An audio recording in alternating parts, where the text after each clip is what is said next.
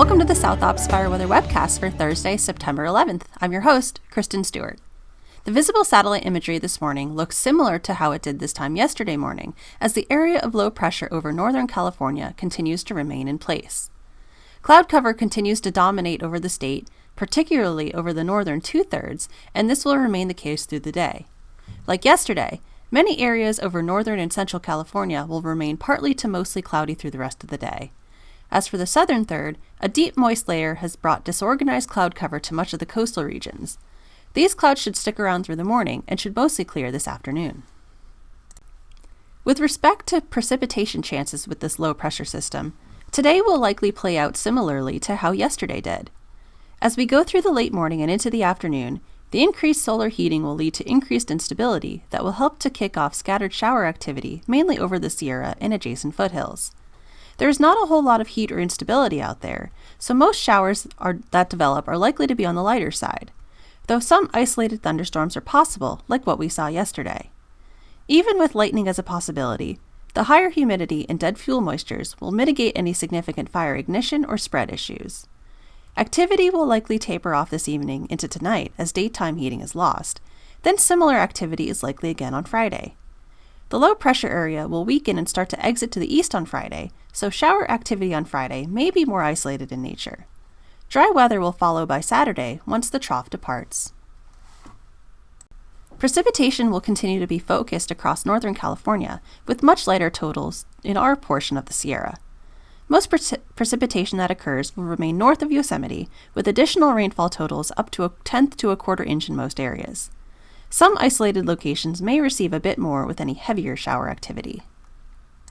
As the Pacific Trough continues to linger overhead, temperatures today will remain well below seasonal normals, with little change from yesterday.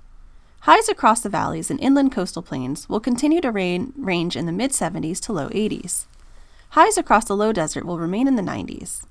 Humidity will also remain elevated across the majority of the region today to accompany the cooler temperatures, though the deserts and higher Southern California peaks will remain much drier with minimums in the teens common.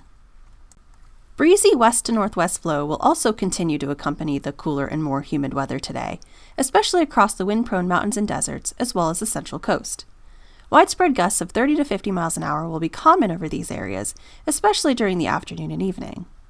These breezy winds combined with drier air over the interior will keep seasonably elevated fire weather conditions in place across the deserts and adjacent slopes of Southern California. The cooler and more humid conditions will mitigate any fire weather issues elsewhere. Winds on Friday will transition to a more north to northwesterly direction, but should be weaker.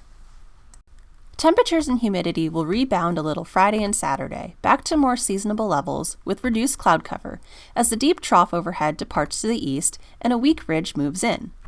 Though another weak Pacific trough is expected to ripple across Northern California on Sunday and Monday, that will keep conditions moderated, with little change into early next week. There remains some uncertainty in the pattern next week, but high pressure looks to return by the middle of next week, but won't be particularly strong. This will lead to more noticeable warming and drying for the latter portion of next week. There are also signals for monsoonal activity to return the latter half of next week, though it is too soon to get into any details yet, especially since models have not been consistent. The cooler and more humid weather this week has allowed fire danger indices to drop significantly and bring the large fire threat to low levels. These improving conditions should help containment efforts on the existing large fires and reduce initial attack activity into early next week.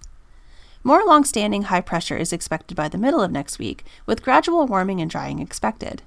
This will bring back a slow increase in fire potential, but it will take some time for fire danger indices to rise back up to more concerning levels.